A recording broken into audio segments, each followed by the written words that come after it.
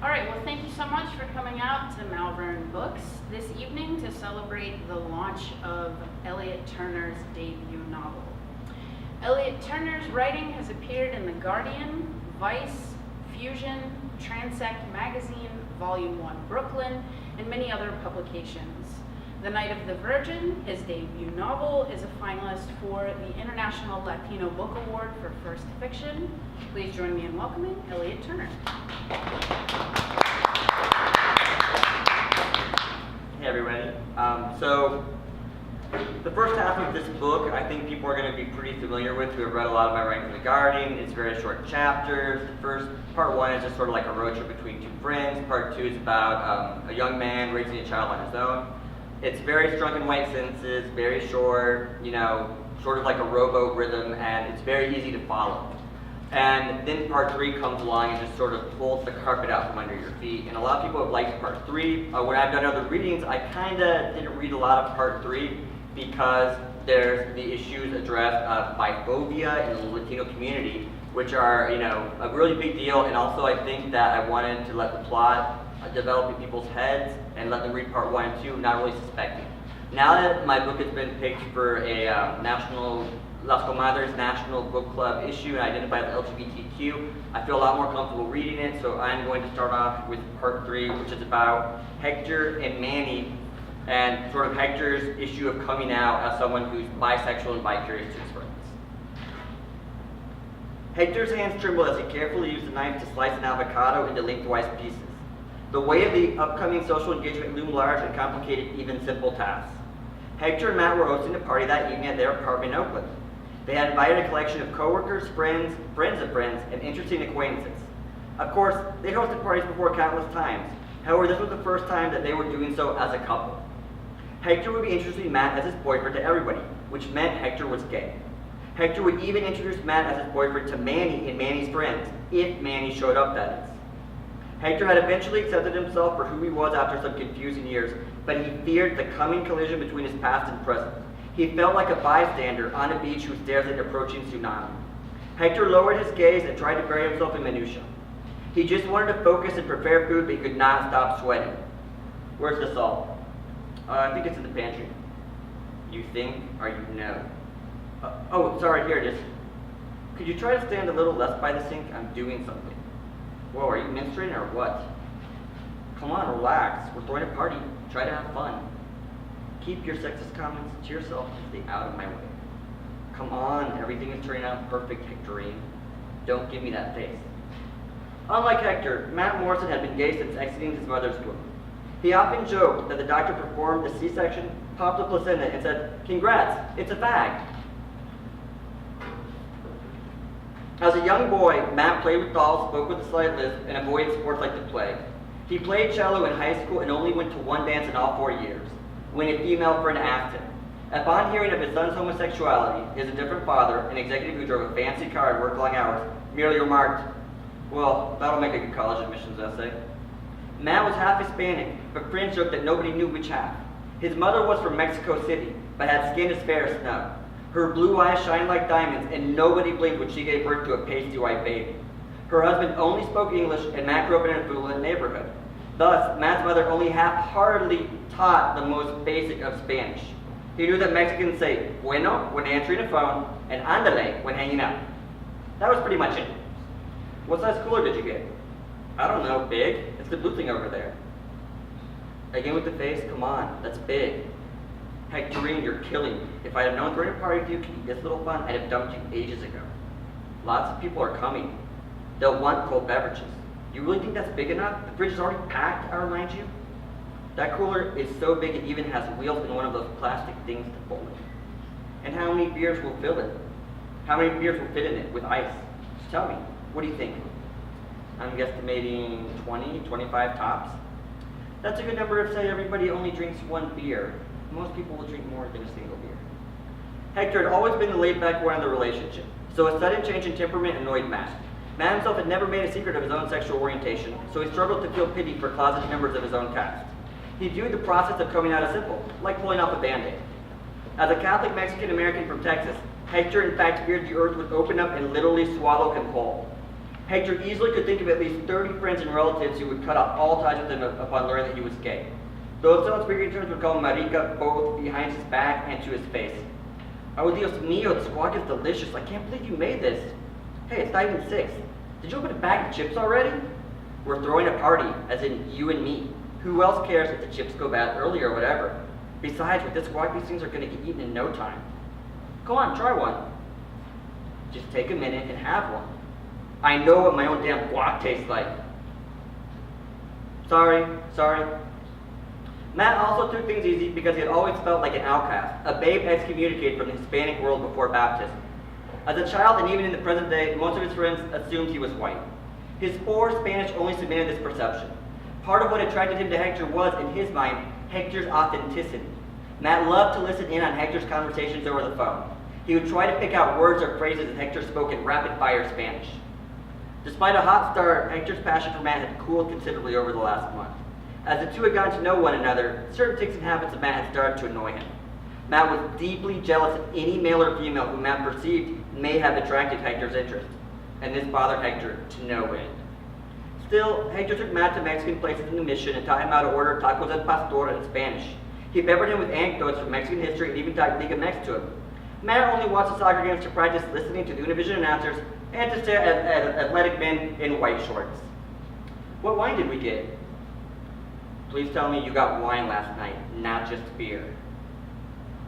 Okay, it's my turn to get angry. What liquor do we have? Some vodka, some whiskey, I think? Hectorcito, this party is not just for your friends. Our mutual friends prefer wine and liquor to natty old Miller Lite. Please tell me you at least got some Corona. Your friends only like talking about wine, not actually drinking it. This is why I said we should go shopping together or make a list. You never said that. The first big fight had happened in May. As Matt often remarked, Hector was a man of few words, but many texts. Behind his quiet demeanor, Matt suspected and probed for hidden reserves of emotions in his beloved Hectorine. For example, he had never seen Hector cry.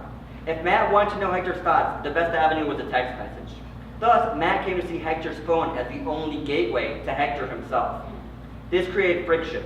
Hector refused to give Matt his cell phone password, and a classic debate ensued. If Hector was without sin, what could he have to hide from Matt? On the other hand, if Hector was presumed innocent, then why should he have to produce evidence to that effect? At the time of the fight, the two still lived in different neighborhoods, so Matt abruptly left and threatened to cut off communication with Hector. What Hector did not know is that Matt had secretly reviewed the image files on Hector's old laptop. Matt stumbled upon a folder labeled Monterrey and another which said Tijuana, but a more accurate name would have been Red Light District. The pictures were not graphic or anything, just images of Hector with men in various states of undress. And what most worried Matt was that not one of those men looked like him. During that heated first fight, he immediately thought of confronting Hector about his por Dios in Mexico. Instead, he bit his tongue and caved hard. He texted Hector at 11:14 that same night, returned to Hector's place, and begged for a second chance. Hector smiled and accepted. However, whenever Hector left his phone unattended and it vibrated, Matt liked to grab it and see if Hector had gotten a call or message or email, and from whom. Alright, and that's the end of that section for part 3. It's about 40 pages, and it's a sort of combination of just unattributed dialogue and then observations from the characters as they sort of going through a little bit of a couple tussle there. Then we go to part 4, in which we switch from third person in the first part and sort of like shifting, bouncing third person in part 3 to first person narratives. We really get to see Manny's thoughts. And in this situation, it's important to keep in mind that these are Manny's thoughts, not mine. Manny has grown up in a very Catholic Mexican-American community in the Valley, and there is homophobia and heterosexism in some of the things that he says and thinks. And this part is a diary entry. It's called Unmasked Again, 14th and 15th of July, 2013. Sometimes two conversations with the same person will just sort of fuse and melt into one another in your head, and trying to sort out your memory, like separating one plática from another, is a waste of time because they're scrambled and will stay that way, and that is what happened the last couple times I spoke with Hector in San Francisco. The last 2 times we spoke in person, to be precise. Like, I look back and try to separate the two, but when cooking, you sprinkle sea salt in the water and make it boil faster. Well, that first plática was the not quite boiling water, and the second plática was the sea salt. So that night I went with my boys to Hector's party, and I kind of knew that something was up because before Hector had blocked me on Facebook for reasons unknown, there had been some tag pics showing him canoodling with his roommate. Thus I suspected that they were more than roommates, which was and is and will be okay so long as I'm not excluded from the conversation. Like ever since he got that job as botones at a hotel, we started to grow different and he started to act different.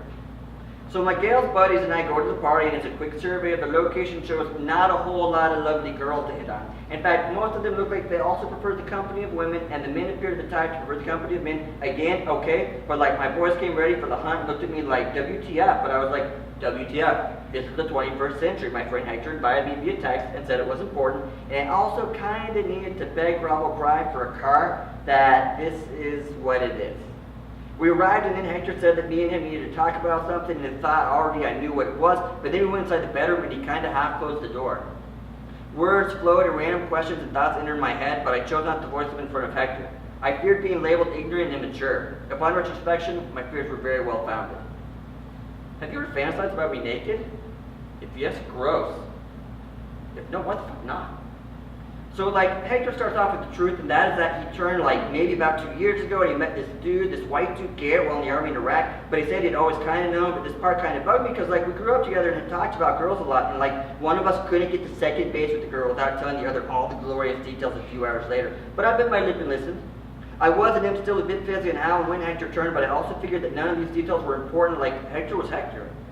Then the conversation changed in a big way. I was dealing with Hector coming out, declarándose, and then he kept talking about Garrett from the military base. Garrett sounded like a total prick. He played sports in high school, probably football, the fake football, with concussions and pigskin, whatever. And Garrett had black hair with blonde frosted tips, and he even drove a fucking red Jeep Wrangler, the kind you could pull off the roof and sides or whatever. Hector and I had totally knocked the fuck out of Garrett types all throughout our youth, and Garrett was with other dumbest football players in high school, probably had a chapa and had tattooed on his biceps 2 small letters, H and B, which stood for hot boys, because that's what his crew called themselves, for real. At the time I thought, that's pretty gay, but then I caught myself and said, this guy was gay, so it's okay. But no, not even, I meant to think and say that's pathetic. Gay is not a synonym of pathetic by any means or a negative adjective, duh. Beyond semantics, you can eat your love mom, God, Jesus, obey, your child, and cool foreign languages, and it's all good. But HB for hot boys is a no, no, no. Latinos don't get blowjobs, so I'm going to assume Latinos like you don't either. So Garrett and Hector met, and Hector was really confused, who the fuck am I? And the general seemed confused, but also why am I into this dude of all the dudes? Serious questions and doubts and stuff. Garrett was super friendly and always talking about life back in Arizona with his parents and his sister, and he was also into hugs and didn't always respect people's physical space, as in he stood really close. Sometimes Hector would catch Garrett standing at his boca during a plática, and Hector would stop talking and expect Garrett to reply, but he didn't. That dude would keep staring at Hector's mouth, and it was awkward, but also kind of excited Hector. Hector thought, is this dude into me? And also at large, am I even into dudes? And then one day late at night, after playing cards for what seemed like forever, after lights out, when everybody else had lost their memory and left to sleep, Garrett kissed Hector, and Hector felt the surge, every hair on your body stands on end, serious gigawatt charge of current. It coursed through, took over his body, and he knew the answer to all the questions was yes, yes, yes. Bucket list and relationship goals. Anal. Check. I know for a fact that Hector had tons of free time while on tour at the base in Iraq, because that mofo was always online. He stayed glued to the computer all the time, always plugged into G-Chat, and with all that free time we asked our website, Anchor Babes, grew, and we get popular and got page views, and we had fun making fun of the Anchor Baby bullshit we always heard on the radio and in the news in Texas. This got crazy mad popular. Then Catracha saw the emails we get, girls and guys who were kids of immigrants sending us their pics they wanted to be on the site. But some of the pics were, too racy, so Catracha got jealous of me getting them emails, so Hector was in charge. We chatted at length about the goals of the site and the need for imperialismo, which was this old school thought that said that we have to look at reality super close to try and find universal truths. So we decided that the pics of Anchor Babes had to be raw, realistic, no filter, no models, no fakes, heck, no makeup, come as you are and you're as beautiful as God made you. The comment section was pretty cool, it opened our eyes to, people's sensibilities, some of the girls and even guys would say stuff about people, and even a few discussions on ED, some prick dude would say something about a chubby girl on the site, and other girls would shame him, but things got too nasty too often, and we had to switch to Tumblr to get rid of comments. Folks were pissed, hundreds of emails a day for a few weeks, pissed. Pobre Hector. If you take a white boy home, your parents are going to kill you. So I knew that Hector had lots of time in the military, even while on tour, and now I know just who else he was doing, why he and Garrett would always still kisses when they would come and start like really heavily text message a lot when apart, and like it was still not cool to be turned into the army, and both had to hide it, but then Garrett's tour ended, and it was a big moment. They said they would try to do the whole distance thing, and that shit's hard. Hector came back for an extended vacation once, and I remember it was weird because he was barely back in Brownsville for a day before he jetted off into Corolla. At the time, he told us that he was meeting up with some military buddies in Ruidoso, New Mexico to go hiking. But now he told me the truth. He met up with Garrett. They rented a room together at some cheap mountain resort, and folks in New Mexico didn't care. They had turned, and even the Indians or Native Americans or whatever were cool. They knew Hector and Garrett could walk out in public down the main drag holding hands. Sometime during the plática, Hector's boyfriend or roommate or Matt came back and entered the bedroom and gave me the eye, and Hector totally changed subjects away from Garrett. But then a few hours later when the party was ending, his boyfriend was pretty cool, nice, he went to bed, and Hector and I started talking again. Hector returned to our earlier talk and said that he thought distance was going well, but then fucking shit, Garrett got in a car accident. Shit, that dude leaves Iraq unscathed and a drunk motherfucker T-bones him one night at an intersection. He suffered a broken leg, but the worst part that there was a fire shit. He got some burns in the face and arms, and he couldn't work. And because the injury wasn't related to Iraq, ain't no fucking way the VA was gonna put no plastic surgery bill.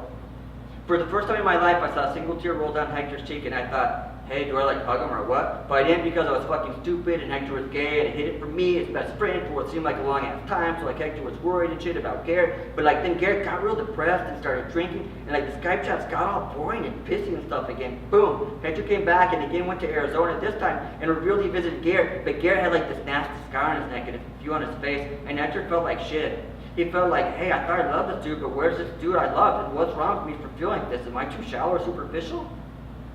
A pitcher who also catches, call Major League Baseball.